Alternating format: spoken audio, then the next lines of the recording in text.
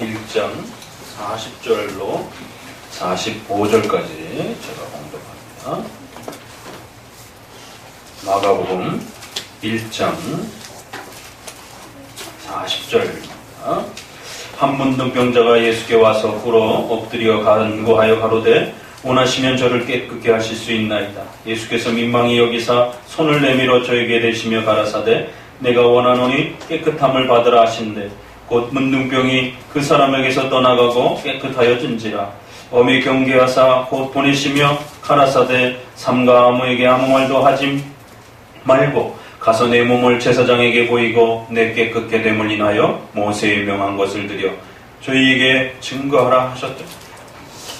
그러나 그 사람이 나가서 이 일을 많이 전파하여 널리 퍼지게 하니 그러므로 예수께서 다시는 드러나게 동네에 들어가지 못하시고 오직 바깥 한적한 곳에 계셨으나 사방에서 그에게 나오더라. 아멘.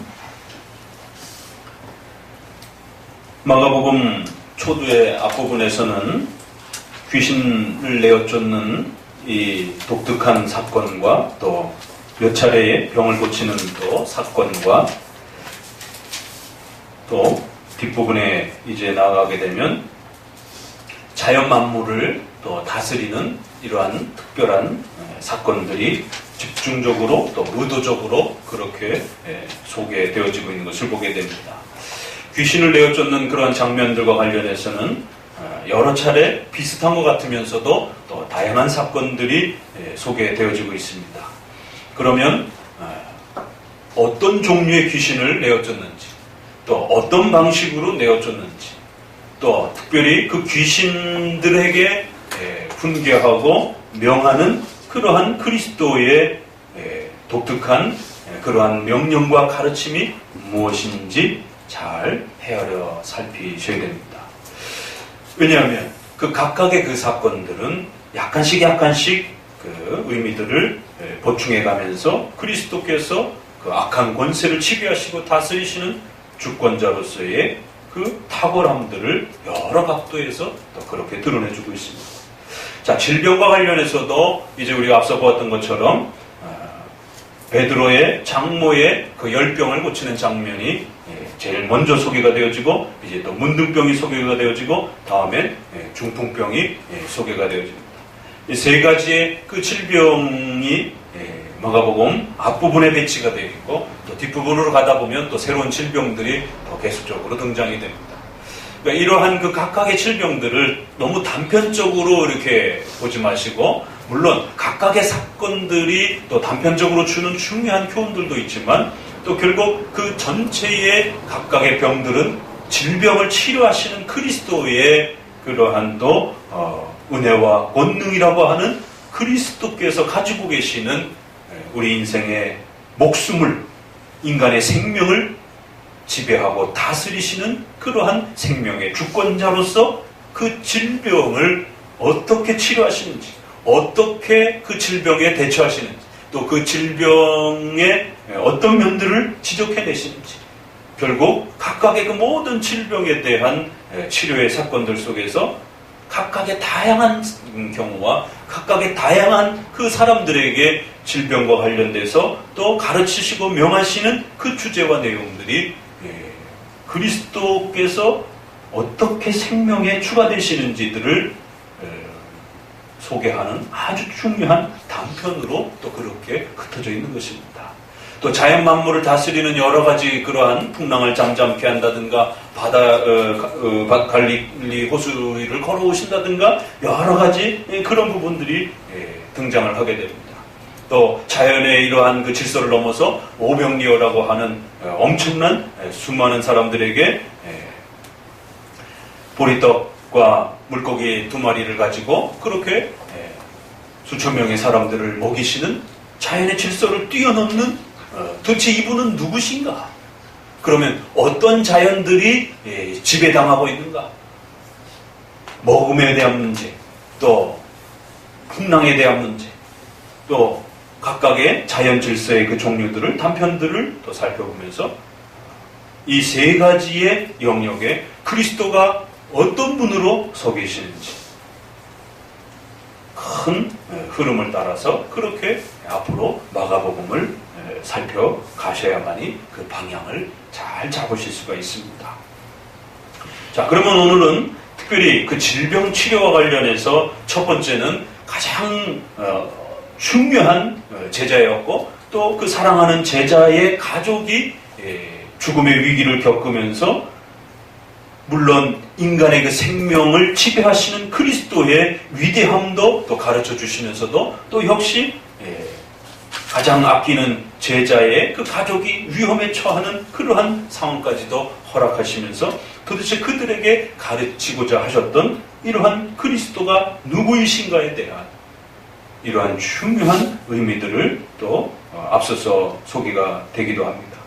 그러나 이제 오늘 소개되어지는 이 문둥병이라고 하는 것은 병과 질병의 그 성격에 있어서 아주 독특하고 좀 난처한 그러한 질병의 성격으로 우리에게 다가옵니다.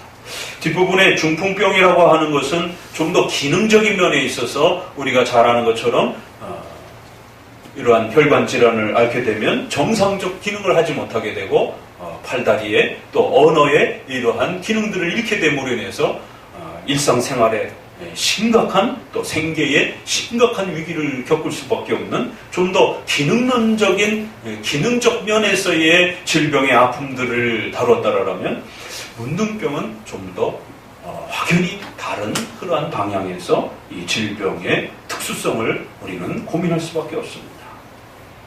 그래서 제일 첫 번째 우리가 던져야 할 질문은 여러 가지 그 질병 중에서 어떤 부분은 그렇게 사랑하는 가족의 죽음이라고 하는 그런 차원에서 접근되었다라고, 어떤 부분은 좀 더 우리의 삶의 아주 중요한 그러한 기능적 부분에서의 그러한 접근이었다라면 이 문둥병이란 도대체 무엇인가? 왜 그 수많은 질병의 그러한 부분들에 있어서 이 문둥병이라고 하는 특별한 이러한 질병을 치료하는 장면들이 그것도 마가복음 앞부분에 이렇게 큰 비중을 차지하면서 그리스도께서 어떤 분이신지를 가르치는 데 있어서 이 문둥병 치료가 그렇게 소중한 또 내용이 되어지는 것인가? 첫 번째는 도대체 문둥병은 뭐고, 더더구나 오늘날처럼 거의 우리 주변에 문둥병을 찾아볼 수 없는 그런 시대에 과연 문둥병이란 과연 도대체 또 어떤 의미로서 접근되어져야 되는지에 대해서 당연히 고민될 수밖에 없는 것입니다. 너무 모르는 병이기 때문에. 그러나 역사적 해석이라고 하는 구약과 신약 전체를 통일적으로 우리가 들여다보는 역사적 해석이라고 한다라면 초대 교회 당시에 문둥병은 과연 어떤 수준이었는가를 고민해 볼 수밖에 없는 것입니다. 그리고 더 나아가서 구약에서는 그러면은 문둥병이란 도대체 어떤 형태로 취급되었고 소개되어졌는가를 또 연결해서 보게 되어지면 왜 여러 질병 중에 특별히 문둥병이라고 하는 이 질병이 예수님은 누구신가를 가르쳐주는 아주 중요한 사건으로 그렇게 배치되었는지 또 우리가 잘 이해해 갈 수 있는 것입니다. 두 번째, 본문을 접근해 가기 전에 미리 중요한 포인트를 사전에 구축하고 그 중심을 잘 간직하면서 본문으로 들어가시라는 것입니다. 두 번째는 각각의 많은 병자들이 치료를 받는 과정 속에서 다양한 형태로 치료를 받습니다. 베드로의 장모 같은 경우는 어떤 식으로 질병을 치료를 받았습니까? 본인의 의사와 내용은 아무것도 없어요. 그냥 사위가 베드로라고 하는 그 베드로가 예수님의 제자였다라고 하는 이 특별성밖에 없습니다. 베드로 장모가 뭔가를 고백했다는 얘기도 없고 그 베드로 장모가 예수님께 나와서 어떤 특별한 헌신과 내용을 담아낸 것도 없습니다. 그냥 그 베드로 때문에 일방적으로 찾아오셔서 아무런 그 표현도 없는 그 장모를 향해서 전적으로 치료의 은혜를 베푸시는 그런 독특한 장면을 보게 됩니다. 그러나 오늘 본문에서는 문둥병자가 예수님에 대한 소식을 듣고 신속히 달려와서 예수님에게 던진 말이 있습니다. 질병 치료와 관련해서 많은 한국교회 설교들이 이 자칫 본문의 흐름과 그 중심을 놓쳐버리고 격가지로 많이 흐르는 그런 대부분의 케이스들은 문둥병 환자는 자기 자신을 다 내어놓고 성육신하신 볼품없어 보이시는 그 예수님을 신뢰하면서 기꺼이 달려왔습니다. 두 번째, 자기 자신의 그러한 겸손한 고백을 던졌습니다. 세 번째, 그리고는 예수님께 절대적으로 헌신했습니다. 그렇기 때문에 우리도 이렇게 하나님 앞에 자기 자신을 내어놓고 하나님의 도움을 요청하면 얼마든지 우리는 또 치료를 받고 도움을 얻을 수 있습니다. 전형적인 그러한 공로적이고 모범적인 교훈적 그러한 형태로서 예수님을 소개하는 것을 보게 됩니다. 결국 이 본문의 주인공은 누구냐라고 한다면 문둥병자가 돼버리는 것이죠. 문둥병자는 이렇게 했습니다. 문둥병자는 이렇게 달려왔습니다. 문둥병자는 이렇게 열정적으로 예수님 앞에 자신의 신앙을 비춰보였습니다. 그 신앙을 주시고 그 신앙을 만들어내기 위한 그리스도는 별로 강조가 되질 않는 것입니다. 그러다 보니까 자연적으로 그 신앙을 만들어내는 그 문둥병자의 노력과 그의 헌신과 그의 결국에는 공로적 행위에 초점이 맞춰지게 되면서 이 사람이 이렇게 열심히 하나님 앞에 헌신해서 복을 받은 것입니다. 전형적인 인본주의적 설교가 이런 형태로 주어지는 것입니다. 굉장히 조심해야 되는 것입니다.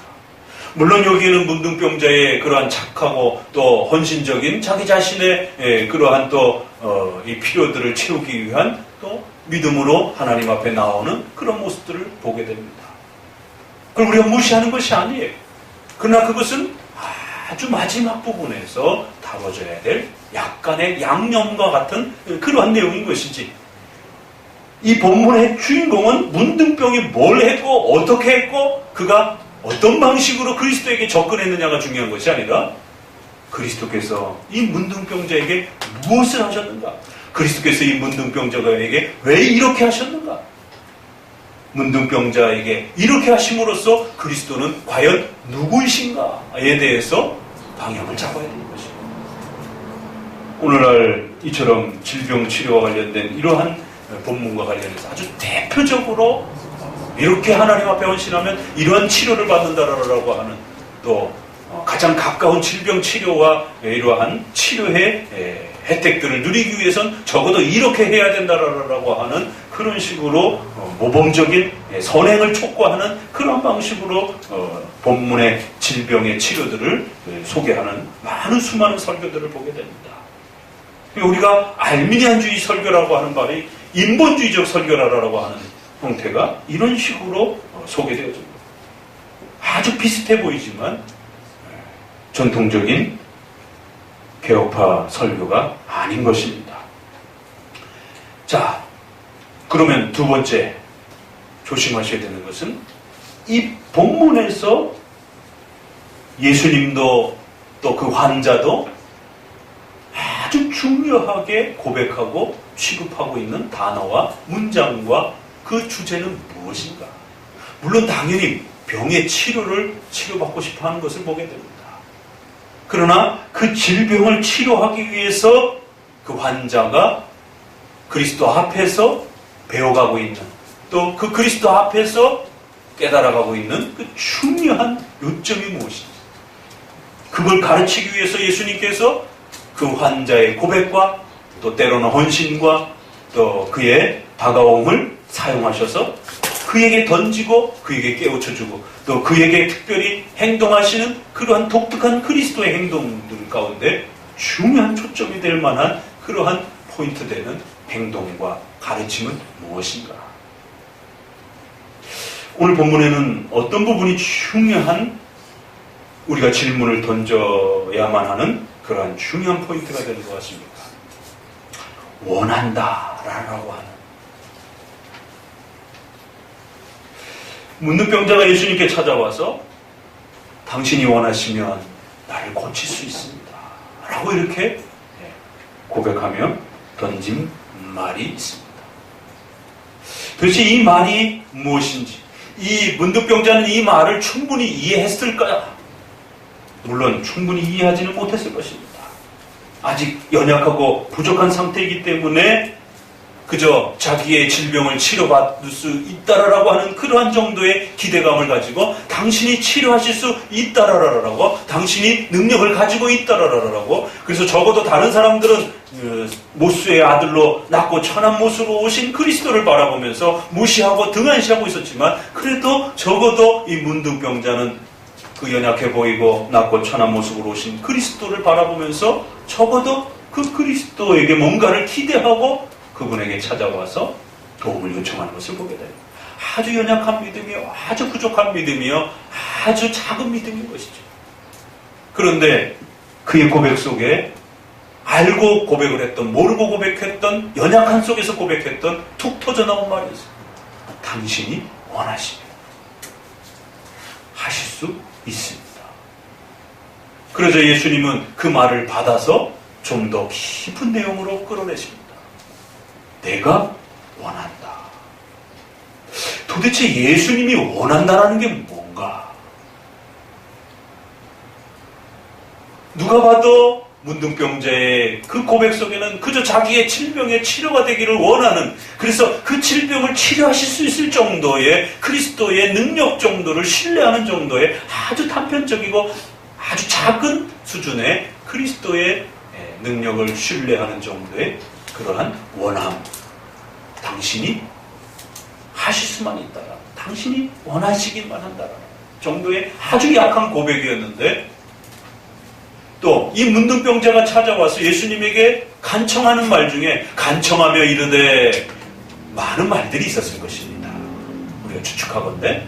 근데 그 많은 말들 중에 이 말만 성경이 기록해 놓은 거예요. 왜? 이 말만이 그 그리스도가 누구신지를 드러내주는 아주 중요한 그러한 도구가 될 수 있기 때문에, 그 문둥병자가 쓸데없이 떠들었던 그런 많은 말들은 다 침묵시키고 그 중에 가장 중요한 이 말을 기록해서 남겨두고, 그 표현을 받아서 예수님이 그래, 내가 원한다. 그럼 도대체 예수님이 원한다는 게 과연 무엇인가? 에 대해서 우리는 고민할 수밖에 없습니다. 그래서 이렇게 같은 질병 치료를 할지라도 베드로 장모의 치료와 이 문둥병의 치료는 접근하는 방식과 거기에 드러나고 있는 중요한 포인트가 전혀 다릅니다. 그리고 세 번째는, 도대체 이 사람은 왜 예수님 말을 안 들은 것인가? 그렇게 엄청난 은혜를 받아놓고도 결국엔 예수님의 사역을 방해하는 형태로 열매가 끝나버렸어요. 이것은 앞서서 지난 설교에서도 말씀드렸던 것처럼 자칫 신자들의 무지한 열심, 신자들의 연약한 열심, 신자들의 남용된 열심, 변형된 열심 등이 교회의 사역을 위협하는 아주 큰 실수를 할 수 있다는 것을 그대로 보여줍니다.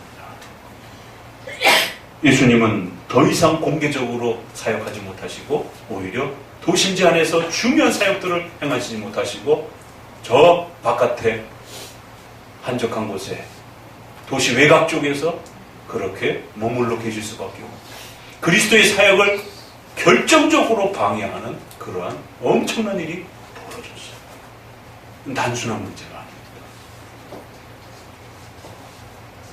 그렇기 때문에 신자들은 더욱 그리스도의 은혜와 하나님의 은혜를 받았을 때에 그 받은 은혜들을 그들의 삶을 통하여 올바르고 바르게 하나님이 원하시는 방향으로 정확하게 그렇게 열매 맺으며 나아가려고 또 애를 쓰고 노력하지 않는다라면, 이런 엄청난 은혜를 받아놓고도 오히려 그 은혜를 마치 원수로 갚는 것처럼, 오히려 은혜를 엉뚱한 형태로 하나님의 사역을 방해하고 교회의 사역을 방해하고 하나님의 영광을 가리우는 방식으로 그렇게 또 방향이 맞춰질 수도 있는 것입니다. 이처럼 오늘 문둥병과 관련해서 이런 아주 특별한 부분들을 함께 고민하면서, 첫 번째는 이제 그러면 도대체 이 문둥병은 무엇인가? 레위기로 넘어가 봅니다.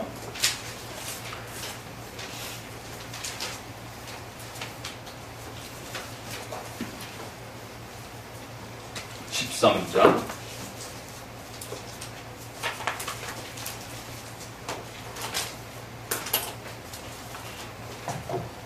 레위기 13장, 14장은 구약에 가르치는 아주 중요한 율법과 관련해서, 특별히 율법 중에 정결의식과 관련된 그러한 율법의 아주 핵심을 드러내주고 있습니다. 율법과 관련해서는 예배와 관련된 성전의 그런 의식법도 있지만, 또 그들의 생활 속에서 조심해야 될 이러한 정결법과 관련된 중요한 의식들이 있습니다. 12장부터 한번 보도록 합니다. 11장부터 괜찮겠네요. 자, 이 정결의식이 11장부터 소개가 되어지는데, 그 흐름의 문맥 속에서 문둥병이 소개가 되어집니다. 자, 11장에 보니까 여호와께서 모세에게와 아론에게 고하여 그들에게 이르시되, 이스라엘 자손에게 고하여 이르라. 육지 모든 짐승 중 너희의 먹을 만한 생물은 이러하니, 짐승 중 무릎 굽이 갈라져 쪽발이 되고 새김질하는 것은 너희가 먹되. 굽이 갈라지고 새김질하는 짐승이 뭐가 있어요? 대표적으로 소입니다. 새김질을 못하는 그 짐승은 돼지예요. 그래서 이제 안식교인들이라든가 이러한 그 잘못된 이단들에 대해서는, 이단들은 이러한 구약의 정결법에 대한 이런 부분들을 지나치게 문자화해서 오늘날에도 돼지고기라든가 이런 부분들은 마치 특별한 어떤 질병을 유발하는 그런 어떤 문제가 있는 것처럼 그렇게 접근하면서 이 부분을 문자 그대로 접근시키려고 하는 것을 보게 됩니다. 물고기와 관련해서는 비늘이 있고 뼈가 있는 그러한 음식은 먹어도 되지만, 비늘을 갖고 있지 않는 또 뼈가 없는 그런 음식, 그런 어류들은 부정하니까 먹지 말라라고 얘기를 합니다. 비늘이 있는 것들은 대부분의 일반 물고기들인 것이죠. 그래서 우리가 요리를 하게 되면 비늘을 다 벗기고 음식을 해야 되는데, 특별히 뼈가 없고 비늘이 없는 그러한 연체과의 그러한 그 어류들은 한국 사람들이 좋아하는 낙지라든가 쭈꾸미라든가 이러한 그 문어가 계통의 이러한 그 요리들이 전부 여기에 해당이 되죠. 그래서 서양 사람들은 오징어, 문어, 낙지, 쭈꾸미 다 싫어합니다. 잘 안 먹습니다. 기독교의 영향을, 이런 세계관을 가지고 있는 이러한 쪽에서는 다리가 여러 개 달린 이런 연체동물들을 악마처럼 이렇게 상징적으로 표현하기도 하고, 그래서 007 시리즈도 보게 되면, 그 영화의 표현에 보게 되면 그러한 타이틀 제목도 나오기도 하고, 아무튼 징그럽고서도 안 먹기도 하지만 사상적으로, 문화적 사상의 영향을 받아서 이러한 그 동물들이 약간 꺼리낌을 주는 그러한, 우리 한국 토속 문화에서는 호랑이라든가 이런 걸 영물로 취급하는 그런 부분이 있는 것처럼, 서양 세계 속에서는 이런 연체과의 이러한 어류들을 이러한 사상사적으로, 문화적으로 꺼리는 그러한 문화를 가지고 있습니다. 거기에 불을 지핀 것이 바로 세대주의자들과 안식교인들을 중심으로 해서 그런 음식들이 특별한 종교적인 그러한 거룩함과 또 더러움을, 영향을 끼치는 것으로 그렇게 취급을 합니다. 왜냐하면 구약에는 이건 아주 중요한 정결법이었기 때문에, 부정한 것과 거룩함을 유지할 수 있는 중요한 음식법이었기 때문에 그렇습니다. 그래서 44절을 같이 읽어봅니다. 나는 여호와 너희 하나님이라. 내가 거룩하니 너희도 몸을 구별하여 거룩하게 하고 땅에 기는 바 기어다니는 것으로 인하여 스스로 더럽히지 말라. 나는 너희의 하나님이 되려고 너희를 애굽 땅에서 인도하여 낸 여호와라. 내가 거룩하니 너희도 거룩할지어다. 바로 하나님의 거룩하심을 배워가는 아주 중요한 삶의 수단들이었다라고 이렇게 표현을 하면서 넘어갑니다. 그러니까 이 음식법의 본질은 하나님의 거룩하심을 배워가는 데 있는 것이지, 그 음식 자체가 거룩함을 먹여주는 것은 아닌 것입니다.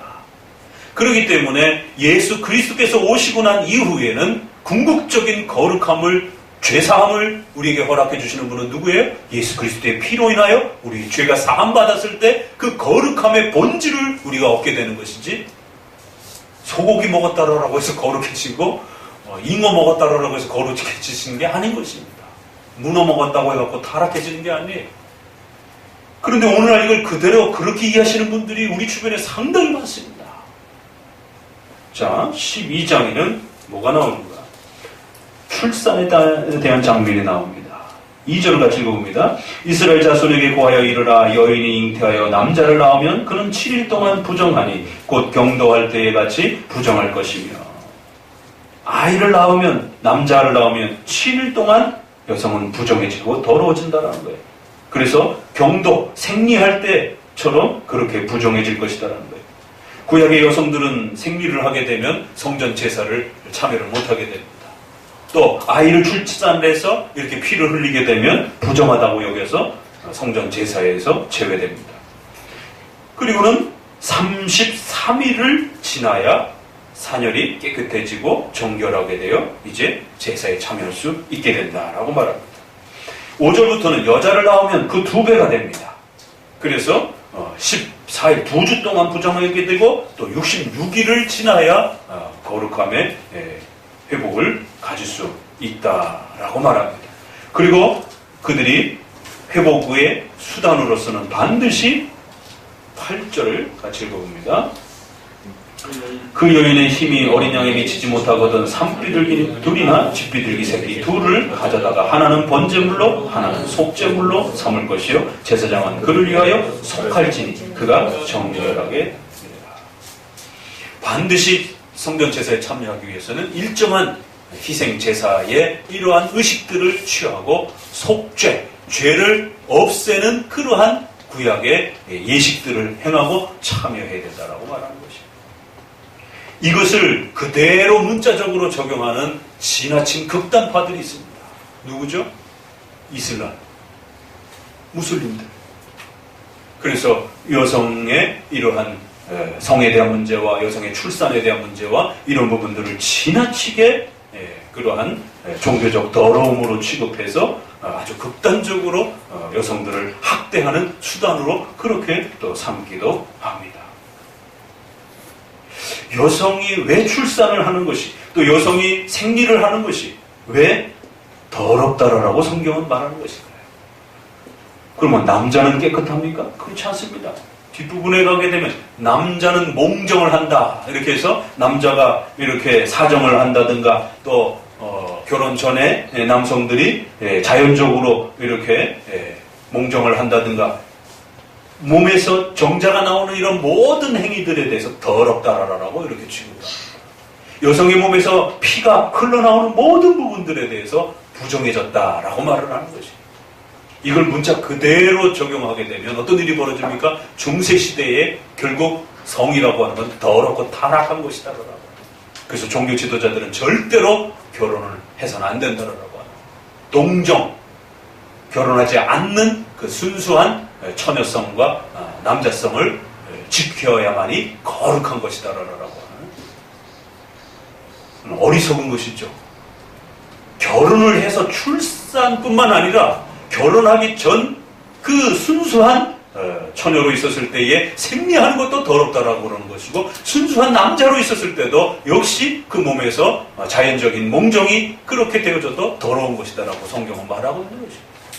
근데 가톨릭은 이것을 남용을 해서 결혼에만 포커스를 맞춰놓고 그렇게 종교 지도자는 오로지 결혼하지 않는 것이 순결한 것이다라고 이렇게 취급을 한 것을 보게 됩니다. 초대교회 때는 여기에 대한 해석이 부족해서 여기에 대한 구약에 대한 이런 충분한 의식법에 대한 정결의식에 대한 해석에 대한 충분한 연구가 이루어지지 못한 아직 미약한 그런 시대여서 교부들조차도 부부가 결혼해서 성관계를 맺는 것은 아이를 출산하기 위한 그 때만이다. 그래서 아이의 출산이 어느 정도 끝나고 나서는 더 이상 부부가 성관계를 하지 못하도록 그건 더러운 것이다.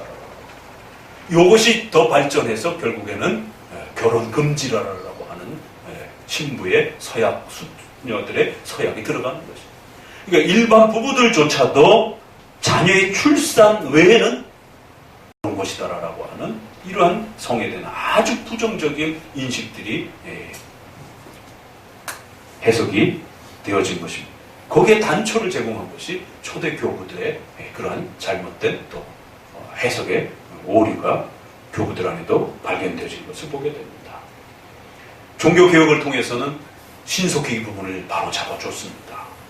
그러니까 조금 실수한 것을 가톨릭에서는 지나치게 확대해서 남용을 한 것이고, 그래서 루터나 칼빈이나 이러한 신부로 또 신부를 준비해가고 있던 이러한 종교개혁가들이 강력하게 이 부분에 대한 해석을 바로잡기 위해서 전부 다 결혼하신 거죠. 그것도 수녀들하고 결혼을 하신 거죠.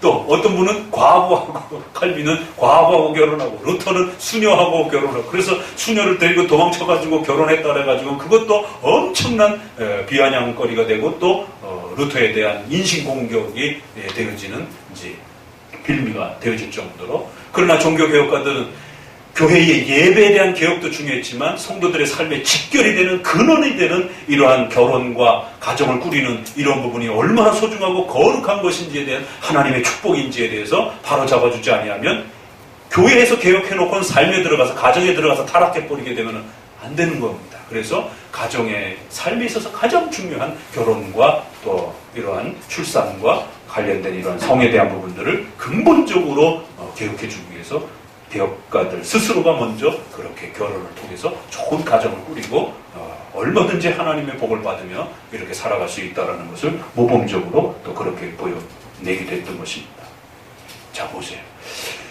레이기에서 하나님의 그 거룩하심을 가르치기 위한 아주 중요한 도구와 수단들이 신약과 역사를 흐르면서 우리의 무지함과 어리석음 때문에 어떻게 남용이 되어지고, 그 남용이 되어졌을 때 성도들의 삶과 또 국가 사회에 얼마나 어마어마한 위험을 끼쳤는지들을 또 우리는 역사를 통해서 보게 되는 것입니다. 거기에 이제 세 번째 내용으로서 문둥병이 소개가 되는 것입니다. 자, 문둥병을 봅시다. 여호와께서 모세에게 아론에게 일러 가라사대 이러면서 2절, 3절을 같이 읽어봅니다. 사람의 피부에 무엇이 돋거나 악취가 나거나 색점이 생겨서 피부에 문둥병 같이 되면 제사장 아론에게나 그 자손 중 한 제사장이 데리고 가는 것이고, 제사장은 그 피부에 병을 진찰할지니 환처의 털이 휘어졌고 환처가 피부보다 우묵하여졌으면 이는 문둥병의 환처라. 제사장이 진단하여 그를 부정하다 할 것이요. 그러니까 이 먹는 그 음식의 문제도 그렇고 인간의 삶에 있어서 가장 본질적인 출생에 대한 이 문제도 그렇고 또 질병과 관련된 아픔에 대한 이 문제에 있어서도 부정하다, 더럽다, 악하다, 타락해 있다 라는 말을 사용하고 있는 것입니다. 왜요? 그 반대인 하나님이 가장 거룩하신데 그 거룩하시고 온전하신 의로우신 하나님 앞에서 피조물이 어떤 상태인지, 우리 장로교인들은 이 사건들을 읽으면 바로 어떤 내용이 교리적으로 스쳐 지나가냐면 전적 부패에 대한 부분이 스쳐 지나갑니다. 그러나 복음주의권이나 가톨릭이나 세대주의자들은 이거를 문자 그대로 적용해가는 것입니다. 결국 이 세 가지의 사건은 어떤 특정한 먹을거리가 더럽다는 문제가 아니에요. 남녀의 인간의 생명의 가장 근본되는 출산과 또 생명을 만들어가는 그런 인간의 가장 중요한 이러한 활동이 더럽다라고 말하는 거예요. 부패했다라고 말하는 거예요. 그리고 또 그들의 사회 속에서 인간이 고통당하는 가장 그 아픈 고통의 한 질병을 끄집어 와서, 그것도 여러 질병들이 있을 텐데 특별히 문둥병을 끄집어 와서 더럽고 악하다라고 말하는 것입니다. 하나님 앞에 피조물, 인간과 우리의 삶 전체가 또 그 다음에 인간이 발딛고 살아가는 이러한 모든 피조물의 역사 전체가 부패하고 더럽고 악하다는 거죠. 그럼 우리는 벌써 대번 이거 전적 부패에 대한 인간의 원죄성과 인간의 악함과 인간의 타락의 그 오염 상태를, 인간의 더러움과 비참함의 상태를, 인간의 죄성에 대한 그 무서움들을 이렇게 표현하고 있구나라는 게 벌써 신약을 바라보면서 기대하면서 신약의 기초 때문에 그 죄사함의 문제가 바로 스쳐 지나가는 것입니다. 바로 이 사건들과 이 특별한 예들은 그 각각의 어떤 특정한 먹거리와 어떤 우리의 삶의 특정한 행동들이 또 특정한 어떤 요소들이 더럽고 부패한 것이 아니라 하나님이 거룩하시니 너희도 거룩하라 라고 하는 그 말씀 앞에, 하나님의 그 거룩하심 앞에 쫓아가지 못하는 인간의 더럽고 부패한 그 악에 대한 궁극적인 인간의 죄의 부패성들이 얼마나 심각한 것인지들을 깨우치는 수단들인 것을 알 수가 있는 것입니다. 먹거리도 결국 인간의 죄 때문에 우리 자신뿐만 아니라 온 피조물들이 결국 부패하고 더러워져 있다. 그래서 이스라엘 백성들은 그 음식을 매일매일 같이 골라내면서 그들은 쓰는 그릇도 달라요. 부정한 음식과 더러운 것들을 취급하는 그 음식도 다 다르고, 의복도 다르고, 의식주 자체가 전부 다 더럽고 악한 것이. 우리는 이게 향후에 투자가 얼마나 될 것인가, 돈이 얼마나 될 것인가, 이걸 보고 따지지만 이스라엘 백성들은 이게 얼마나 더러운 것인가, 이게 얼마나 깨끗한 것인가, 이게 향후 가치의 문제가 아니에요. 이거가 성경에서 말하는, 율법에서 말하는 얼마나 악하고 더러운 것인가, 얼마나 깨끗한 것인가. 그들의 전 삶에 그냥 습관처럼 그렇게 굳어져 있는 것이죠. 왜요? 하나님은 그러한 습관들을 통해서 인간의 죄와 부패를 가르치고 싶었던 거예요. 눈을 뜨나 잠을 뜨나 그들의 생각 속에 하나님의 거룩하심 앞에 우리의 전 삶의 의식주와 관련된 모든 눈을 뜨고 듣고 맛보는 모든 것들을 통해서 우리가 부패했다라는 사실을 깨닫고 듣도록, 잊어버리지 않도록, 아침 일어날 때부터 저녁에 잠들 때까지 보고 듣고 만지는 모든 것들을 통해서 우리는 부패한 자라는 사실을 놓치지 않기로 원했던 겁니다. 출산은 어떻습니까? 시편 51편에 있는 거죠. 내가 어미의 모태의 그 출생에서부터 부패하고 더럽고 악한 자였습니다. 인간의 원죄의 타락의 이 부패함의 무서움이 어느 정도냐? 인간의 몸을 감싸고 있는 모든 것들이, 그리고 출산이라고 하는 이 영광스럽고 소중한 이 귀한 출산의 이 복 속에서도 그 부모의 정자와 난자의 그 더러움의 영향을 통해서 자녀들은 태어나자마자 본능적으로, 본성적으로 원죄와 전적 부패의 오염의 더러움들을 갖고 태어난다. 이건 단순히 여성의 생리의 문제, 남성의 정자 활동에 대한 문제가 아닙니다. 인간이 생명을 가질 수 있는 그 중요한 원리 속에 인간의 원죄와 전적 부패의 더러움들이 그들의 전 삶을 지배하고 있다는 사실을, 그들의 그 생명의 출산으로부터 너희가 어떠한 자인지, 우리는 전적으로 부패하고 더럽고 타락한 자라는 사실로 그렇게 태어난다라는 사실을 그 부모의 출산으로부터 그렇게 배워가는 것이에요. 우리는 교회에 와서 설교를 통해 가지고 우리의 원죄와 우리의 전적 부패의 그 무서움이 무엇인지에 대해서 듣지만, 이스라엘 백성들은 하나님이 이런 다양한 외적인 의식들을 통해서 우리의 출산으로부터, 태어남으로부터, 아니 어머니의 그 뱃속에 있을 때부터 아버지의 정자와 어머니의 난자의 그러한 생리활동 그 자체에 인간의 생명을 구성하고 있는 거기에부터 더럽고 타락한 인간의 원죄의 부패함들이 그렇게 인간을 지배하고 있다라라. 그래서 속죄, 죄를 사해주는 그러한 특별한 피 흘림과 그러한 행위들이 따라붙지 않고서는 절대로 하나님 앞에 나올 수 없다라라. 그러면 도대체 그 희생제사와 그 특별한 속죄의 그 본질은 누구겠어요? 그 당연히 멀리 지금 우리가 마가복음에서 지금 읽어가고 있는 그 예수 그리스도의 죄사함에 대한 그 내용을 본질로 하는 것이죠. 그러면 당연히 문둥병도 그 방향에서 소개하고 싶어 하는 겁니다. 문둥병은 우리가 잘 모르는 병입니다. 그러나 이제 자료라든가 이러한 내용들을 통해서 보게 되면 살이 썩어 들어가고, 그래서 그 썩어 들어가다 보면 자연적으로 손마디와 이러한 아무튼 몸에 걸쳐져 있는 이러한 인체 기구들이 떨어져 나가는, 그래서 귀도 떨어져 나가고 코도 뭉개져 가고 살도 이렇게 썩어져 가면서 살이 떨어져 나가는, 의료계통에 있는 분들 훨씬 더 잘 아실 겁니다. 그러니까 이것은 인간이 경험할 수 있는 가장 비참하고 가장 무서운 그런 질병처럼 보여집니다. 속으로 고통받는 질병들은 잘 안 보입니다. 그러나 이렇게 겉으로 엄청난 고통과 엄청난 변형들이 일어나면서 마치 화재에서 건져진 그러한 그 사람들의 모습처럼 완전히 온몸이 일그러진 형태로, 그래서 그 질병 자체의 문제보다도 우리의 시각에서 확 와닿는 그 참혹함이 너무너무 무서운 것이에요. 그래서 사실은 이 문둥병은 그런 면에서 암이라든가 이런 그 질병보다는 사실 그렇게 더 큰 무서운, 인간의 생명을 위하는 어떤 치명타를 주는 그런 병은 아님에도 불구하고 암이나 이런 부분보다 훨씬 더 인간으로부터 거리감을 갖게 하는,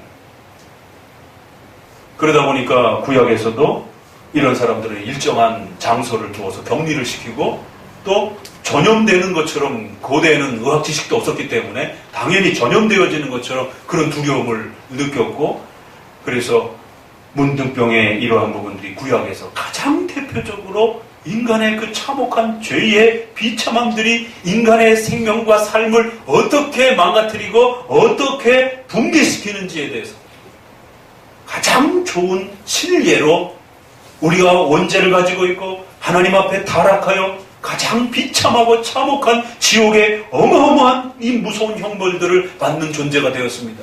왜 잘 몰라요? 문둥병자 갖다 놓고 인간이 타락하면 이렇게 되는데, 이렇게 그냥 시각적으로 가르쳤던 것이에요. 그러다 보니 어떤 일이 발생이 되느냐면, 문둥병 환자만 더 더럽고 타락한 자인 것처럼 이 어리석은 우리의 인간의 하나님의 말씀의 본질을 잃어버리고 그 문둥병 환자에게만 더 강한 거부감을 나타내는 그러한 배타적인, 그러한 소위 말해서 왕따적인 그러한 거부감들이 후대에 발생이 된 것입니다. 레이기에서 말씀하고 싶어 했던 이 문둥병을 통해서 가르치고 싶어 했던 것은 문둥병만 더러운 것이 아니라 인간이 죄 때문에 이 질병이 찾아오고 결국 그 질병은 인간의 삶 전체를 지배하면서 인간이 행복하게 살아가야 될 그 귀하고 복된 삶을 시시때때로 위협하는, 결국 이 모든 질병의 근원적 원인은 어디로부터 오는 것이라? 바로 원죄로부터, 전적 부패와 그 오염되고 비참해진 죄의 결과와 열매로부터 인간은 이 수많은 질병의 고통과 아픔을 짊어지고 고단한 삶 속에서 한평생을 살아가게 되고, 결국 더 나아가서는 지옥이라고 하는 더 무서운 형벌이 준비되어 있다라고 하는 엄중한 죄의 타락의 전적 부패의 아주 실제적 그러한 모습으로 시각적으로 가르치는 도구였던 것입니다. 이 본질을 깨달았다라면 문둥병 환자만 그렇게 특별 취급해가지고 정죄를 한다든가 손가락질한다든가 따돌림을 해서는 안 되는 것입니다. 모든 질병의 근원 전체가 인간의 타락과 죄로부터 오는 것입니다. 그런데 우리나라에 어떤 일이 벌어졌죠? 소록도, 저쪽 안양에서 수원으로 넘어가는 그 의왕 그쪽 그 라인에 예전에 보니까 그 나환자들이 거처가 아마 있었나 보더라고요. 온갖 민원 들어오고 난리가 나고, 그래서 결국에는 나환자들을, 전국에 흩어져 있는 나환자들이 전부 다 이렇게 한쪽으로 격리되어진, 그 나환자 이 문둥병을 돌봤던 그 유명한 목사님, 그럼 누가 떠올라요? 손양원 목사님, 애영원이라고 하는 그 손양원 목사님. 그 다음에 또 다음으로 헌신적인 사람은 아니고 정치적으로 문제가 있던 사람 누가 떠올라요? 이회창 씨 아들이 군 문제 때문에 대통령 선거가 막 시끄러울 때, 그래갖고 의도적으로 거기에 봉사하는 그 사건이 뉴스가 돼가지고 아주 이 문둥병 나환자촌이라고 하는 이 부분이 사회적으로 사람들에게 저기가 어디야 도대체 이제 이런 관심을 끌기도 했습니다. 지금은 거의 사라졌지만 우리 한국 사회에서 이 문둥병 나환자들에 대한 그 관시와 따돌림과 이런 부분들이 사회적으로 얼마나 극심했는지. 근데 거기에 누가 더 앞장섰다고요? 기독교인들이 제일 앞장서서 구약의 이 문둥병을 문자적으로 그렇게 해석해가지고는 문둥병 환자들은 같이 교회 안에 두게 되면 마치 그 교회 전체가 타락하는 것처럼, 그 타락이 마치 무슨 뭐 바이러스처럼 오염되는 것처럼, 한국 교회는 특별히 세대주의 영향을 많이 받았기 때문에 이러한 세대주의에 대한 지나친 문자적 해석을 통해 가지고 마치 문둥병만이 특별한 어떤 그 문제를 짊어지고 있는 거죠. 그래서 그 문둥병 환자와 가까이 지낸다든가 그 문둥병 환자를 돌본다든가 그러면 이 레이기의 벌을 동일하게 받는 것처럼, 그것이 전염되는 것처럼, 이런 어리석고 참으로 무지한 이러한 해석의 고통들을 한국 교회가 너무 쉽게 세대주의자들에게 허락했고, 그 고통을 고스란히 사회 전체가 그렇게 또 문둥병 환자, 나환자들에 대한 그런 지나친 폭력적 또 그런 따돌림적 그런 행동들을 했던 것을 보게 됩니다. 이건 정말 역사적으로 반성해야 되는 것입니다. 기독교인들이 심각하게 반성해야 되는 문제입니다. 성경 해석을 올바르게 하지 않을 때 어떤 일이 벌어질 수 있는지, 우리 가정과 내 자신과 사회 전체에 어떤 피해를 끼칠 수 있는지에 대해서 심각하게 고민하셔야 됩니다.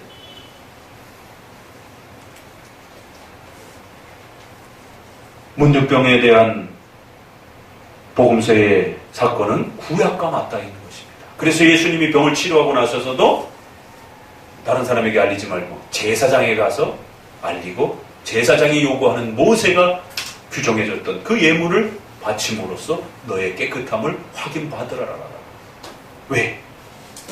이것은 구약의 레위기에서 요구되어지고 있는 그 특별한 명령을 고려하신 치료 사건이었고, 그 레위기에서 요구했던 이 문둥병 치료와 이 본질이 가지고 있었던 이 문제를 궁극적으로 해결해 주신 분이 오셨다라고 하는 메시아께서 오셔서 그 인간이 가지고 있었던 죄의 참혹함에 대한 문둥병을 통해서 우리에게 가르치고 싶어 했던 인간의 전 삶의 이 질병과 아픔을 짊어지고 있었던 바로 원죄와 타락의 이 부패함들을 근원적으로 해결하실 수 있는 분이 오셨다라고 하는 이 엄청난 사실을 가르치고 싶어 했던 것입니다. 그런데 정작 문둥병을 치료받은 이 환자는 전혀 그걸 이해를 못하고 오히려 동네방네 자기 병 치료받은 것만 떠들고 자랑하고 다녀가지고 오히려 예수님의 사역을 방해하는 일이 벌어집니다. 자, 문둥병은 워낙 특별한 사건이기 때문에 좀 더 들여다봅시다. 그런데 놀라울 것은 그렇게 더럽다라고 취급하면서 여러 가지 진단들이 쏟아져 나옵니다. 그러면서 이제 12절도 한번 봅시다. 제사장이 보기에 문둥병이 그 피부에 크게 발하였으되 그 환자의 머리부터 발까지 퍼졌거든 그가 진찰할 것이요 문둥병이 과연 그 전신에 퍼졌으면 그 환자를 정하다 할지니 다 희어진 자인즉 정하니라.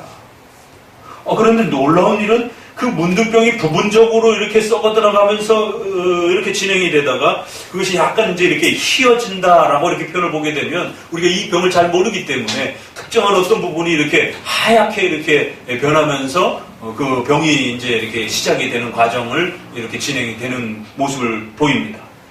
그렇지만 나아가서 온몸에 문둥병이 퍼져가지고 허연 형태로 이제 발진들이 일어나고 이제 이렇게 해서 허옇게 되면 우리가 기대할 때는 이거 아주 그냥 더 극악한 그러한 그 부정함이다 이렇게 선언할 줄 알았는데 오히려 깨끗하다라고 선언해버리는 것이죠. 여기에 이제 반전이 일어나는 것이죠.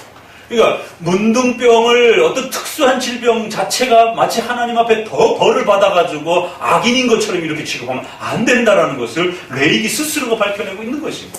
부분적으로 그렇게 부정하다라고 하는 도구로서 인간의 질병의 근원은 바로 인간의 원죄로부터 온다는 사실을 깨우쳐주기 위해서 사용되었지만 결국 마지막에 그 질병 전체가 퍼져가면서 허연 상태로 이렇게 바뀌어졌을 때는 그 하얗게 되다라는 것을 오히려 이미지를 사용하는 것을 보게 돼요.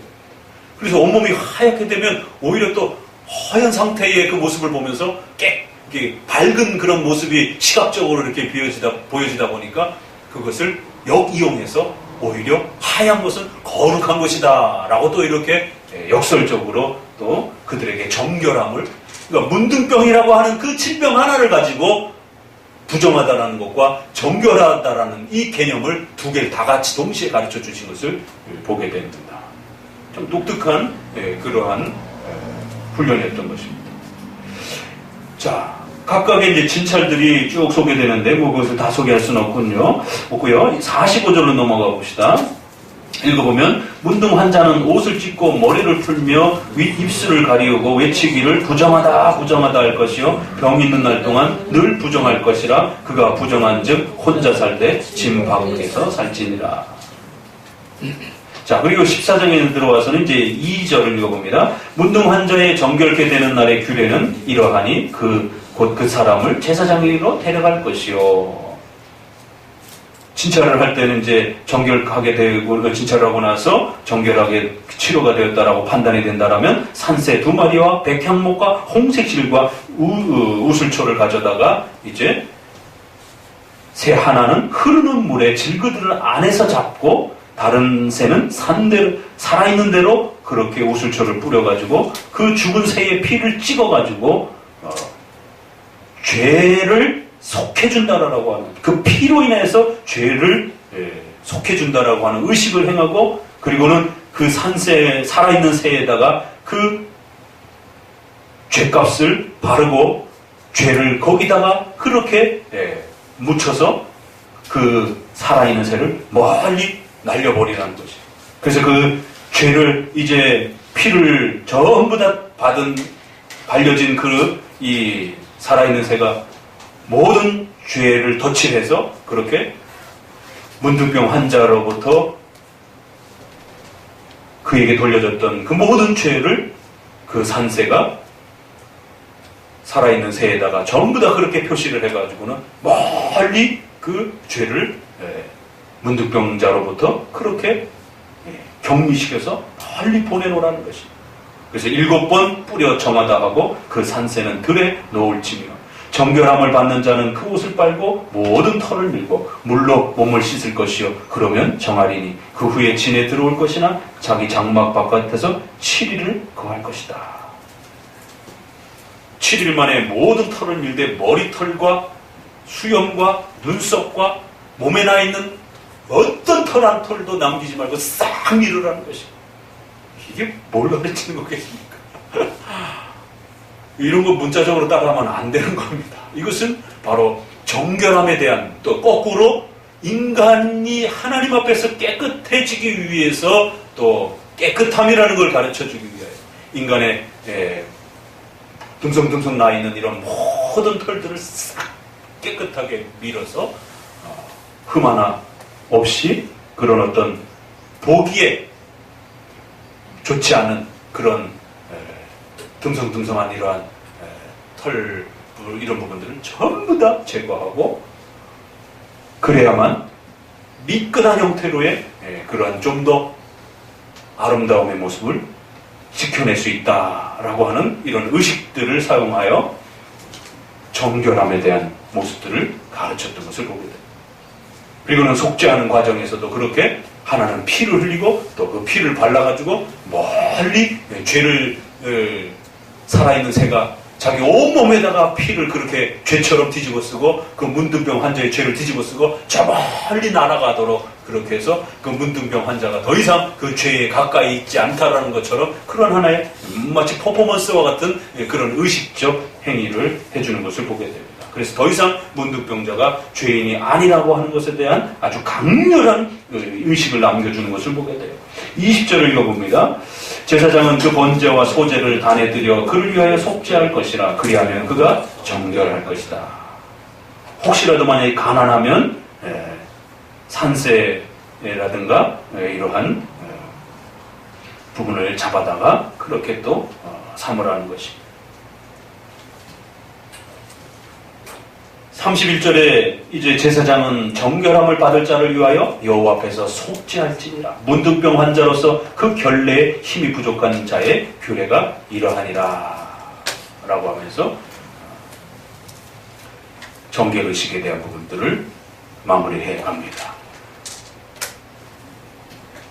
54절 이후를 보니까 각종 문둥병 환자에 대한 규례, 곧 옹과 의복과 가혹의 문둥병과 붓는 것과 피부병과 색점에 또 언제는 부정하고 언제는 정함을 가르치는 것이니 문둥병의 규례가 이러하니라.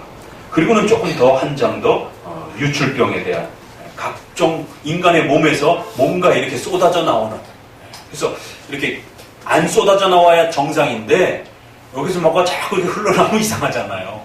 이러한 것들을 시각적으로 정결함과 부정함을 가르치는 겁니다. 여기 눈에서 갑자기 뭐가 이렇게 막 흘러내리면 불편하기도 하고 보기도 안 좋은 것이에요. 정상적이지 않다라고 말하는 겁니다. 그렇기 때문에 몸의 그러한 생명을 위한 정상적 활동인 생리나 또 그런 정자나 이런 모든 몸으로부터 뭐가 이렇게 흘러나오는 모든 행위들을 다 부정하다라고 여기는 것입니다. 그건 의학적 접근이 아니라 시각적 접근인 것이에요. 그래서 깨끗하고 반듯한 그 모습에서 비정상적 형태로 그렇게 인간의 몸이 틀어지게 되면 그것은 하나님이 창조해 놓은 그 정상적 깨끗한 그 모습에서 변형된 형태로 그렇게 시각적 그러한 이미지를 사용해서 하나님이 창조해 놓으신 그 거룩함에서 멀어졌다라고 하는 더러움을 가르치는 중요한 의식적 수단으로 사용한 겁니다. 그래서 15절에는 이제 3절 보니 그 율축병으로 말미암아 부정함이 이러하니 곧 몸에서 흘러나오는 그것이 엉겼든지 부정한즉 이러면서 율축병 있는 자는 눕는 상이나 다 부정하고 그의 앉았던 자리도 다 부정하고, 그래서 그가 먹고 마시는 손대는 모든 것들이 다 더럽다라는 거예요. 그만큼 인간의 죄와 악함과 부패가 그렇게 참혹한 것이다라고 하는 것을 이런 식으로 시각적으로 가르쳤던 것입니다. 그래서 병이 생겨가지고 몸에서 뭔가 쏟아져 나오든지 아니면 정상적인 그런 어떤 신체 활동 속에서 뭐가 쏟아져 나오든지 다 더러운 것입니다. 그리하여 17절, 18절, 19절로 넘어가게 되면 남녀가 동침하여 그렇게 성관계 속에서 액이 흘러나와도 그 모든 것들이 몸에서 뭔가 액체가 흘러나오면 다 더러운 것이다 라고 선언을 하는 겁니다. 19절에는 어떤 여인이 유출하되 그 유출이 피면 7일 동안 불결하니, 이러면서 또 각종 그 형태들을 전부 다 어떻게 정결 예식을 거쳐야 되는지들을 정리합니다. 그리고는 이제 16절, 17절에 와서는 속죄하는 방식들을 소개를 해주는 것입니다. 자, 마가복음으로 넘어옵니다.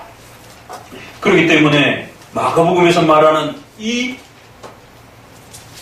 문둥병은 단순한 질병의 한 부분이 아니라 구약 전체에서 인간의 부패와 더러움을 가장 대표적으로 사용했던 바로 그 질병을 제일 먼저 끄집어 와서는 이스라엘 백성들에게, 1세기 당시의 백성들에게, 구약의 이 율법을 늘 기억하고 살고 있었던 그 백성들에게 문둥병 환자를 제일 먼저 각인시키면서 인간의 부패와 더러움과 악이라고 하는, 좀 더 베드로의 장모의 그런 질병 속에서는 그 질병이 주는 고통과 아픔 속에서 죄에 대한 인간의 그 심각함들을 가르쳤다라면 이 문둥병의 문제는 좀 더 종교적이고 좀 더 의식적인 그러한 구약의 배경들을 끄집어내어서 인간의 원죄와 부패와 더러움이라고 하는 죄의 그 심각한 이 파멸에 인간이 처해 있는 이 상황을, 그래서 인간은 더러운 자라라고 합니다. 그래서 이 문둥병은 결론은 더러운 자인 거예요. 타락한 자인 거예요. 부패한 자라라고 하는 구약에서 사용했던 이러한 전적 부패와 오염과 타락에 대한 그 선언을 신약에서 제일 먼저 끄집어 와서는 바로 인간의 타락과 부패함에 대한 심각함들을 경고하면서, 그리고는 그 문둥병을 그저 명령으로 이렇게 말씀하실 수 있음에도 불구하고 손을 내밀어 그 손을 대시고 와락 잡으신 것이에요. 2000년이 지난 오늘 우리 시대에도 그게 점염이 될까봐 격리를 시켜갖고 그 근처도 안 가고 난리를 쳤던 그런 근대 이 사회의 인식 수준에도 그런데 2000년 전에 의학 지식이 없던 그 시절에 더더구나 문둥병은 오염된다라고 하는 그런 인식이 강했던 그 고대 근동 시절에 예수님이 인간의 그 부패와 더러움들을 덥석 온몸으로 그렇게 끌어안으시면서 문둥병을 말씀으로 내어 쫓으시는, 적어도 예수 그리스도는 인간의 죄와 부패와 악을 손수 그렇게 끌어안으시고 그 죄를 해결하시는 우리의 구원자이심을 문둥병이라고 하는 이 환자를 통해서 놀랍도록 드러내신 것을 보게 됩니다. 오늘 이 본문이 가지고 있는 그 깊이 때문에 내가 원한다 라고 하는 이 부분의 중요한 부분들은 좀 더 남겨두고 첫 번째 문둥병 그 자체에 대한 부분들을 오늘 함께 살펴보았습니다. 이처럼 문둥병이 주는 그 죄성에 대한, 죄에 대한 이미지와 인간의 부패와 타락에 대한 그 심각함들을 있는 그대로 드러내시면서 그 부패와 악을 치료하시고 인간이 해결할 수 없는 원죄에 대한, 또 오염의 타락의 인간의 비참한 그 고통을 그리스도께서 친히 받아내시고 또 대신 감당하시면서 장차 십자가의 죽으심으로 인간의 모든 죄를 자신의 것으로 그렇게 여기셔서 친히 그 죄를 또 해결하시고 죄를 사하시는 이 어마어마한 죄사함의 궁극적 본질이 바로 예수 그리스도의 헌신과 사랑을 통해서 우리에게 펼쳐졌다라고 하는, 적어도 이 문둥병은 구약의 레위기를 기초로 해서 보았을 때 그리스도의 이 중보 사역과 관련해서 잊을 수 없는 정말 어마어마한 그러한 특별한 의미를, 그리스도가 누구신지를 정말 제대로 이해할 수 있는, 그래서 레위기의 이 모든 사실들은 그리스도의 십자가의 피 흘림으로 인해서 완성됐고 끝난 것입니다. 이젠 그리스도의 피 흘림을 믿고 의지하면 이 거룩함과 정결함에 대한 모든 본질을 우리가 가질 수 있는 것입니다. 자꾸만 문둥병 환자들을 그렇게 더 특별한 죄인처럼 취급하고 특별한 어떤 악을 가지고 전염시키는 자들처럼 지금도 그렇게 나 환자들을 외면하고 그렇게 따돌림을 행하면 안 되는 것입니다. 이것은 문둥병 환자뿐만 아니라 구약의 여러 가지 질병들이 나오고, 또 재밌는 사실은 뭐 대머리 같은 경우도 부정하다라고 그러는데 그런 거 잘못 사용하면 교회에서 큰일 납니다. 그렇기 때문에 이런 구약의 특수 질병과 특수한 그러한 신체와 관련된 그러한 언급들을 자칫 문자 그대로 연결시켜서 오늘 우리 시대의 어떤 정결의 어떤 그 수단과 내용으로 로마 가톨릭처럼 온갖 금식일에다가 또 그러한 결혼 제도를 부정하는 그런 행동들과, 또 금식일 속에서는 또 다양한 그러한 또 부정한 음식과 또 거룩한 음식들을 구별하려고 애를 쓰는 이런 행동들과, 또 종교개혁의 쯔빙글리의 종교개혁은 그 소세지 먹는 것 때문에 결국 일어났습니다. 루터는 비텐베르크 성당에 95개 조항을 붙이면서 일어났지만, 쯔빙글리의 종교개혁은 그 쯔빙글리 주변에 설교를 듣던 사람들이 금식기간에 사순절 금식기간에 고기를 먹어도 되는구나, 그래가지고는 소세지하고 고기를 그 사순절 금식기간에 모아서 저녁 파티를 하면서 먹었습니다. 그래갖고 그게 발각이 돼가지고는 결국 징계한다라고 경고가 떨어지고 쯔빙글리는 먹지는 않았어요. 뭐 다른 이유 때문에. 아무튼 그렇지만 그 친구들이 그 쯔빙글리의 설교를 듣고 이 금식일이, 사순절 금식일이 주는 본질적 의미가 그런 게 아니다라는 걸 깨닫고 이 온갖 잘못된 금식일 속에서 고기를 못 먹게 하는 이러한 특수적 행동들이 얼마나 종교적으로 잘못된 것인지에 대해서 강력한 저항을 드러냈던 것이 바로 쯔빙글리의 종교개혁이 일어나는 첫 번째 발단의 원인이 되었던 것입니다. 그 정도로 이러한 정결법에 대한 이러한 잘못된 해석과 남용들이 성도들의 삶을 올가매고 또 사회적으로 심각한 또 문제를 발전시킬 수 있다는 사실을 다시 한번 깊이 주의하면서, 오늘의 이 본문을 통하여 그 모든 구약의 정결법들은 오직 예수 그리스도를 통해서 완성이 되었고, 그래서 어떤 걸 먹든지 어떤 거를 마시든지 이제는 그리스도 안에서 우리가 거룩함으로 자유케 할 수 있는 그러한 죄사함의 은혜를 누리고 있음을 다시 한번 마음 깊이 새기시면서 인간의 죄의 그 타락한 심각함과 죄의 부패함들의 참혹성들을 이 문둥병을 통해서 깊이 있게 가르치고 싶어 했던 또 이 마가복음의 또 이러한 첫 또 심각한 질병의 치료의 사건들을 우리 마음속에 또 깊이 새겨두시기를 주의 말씀으로 권면을 드립니다. 기도합니다.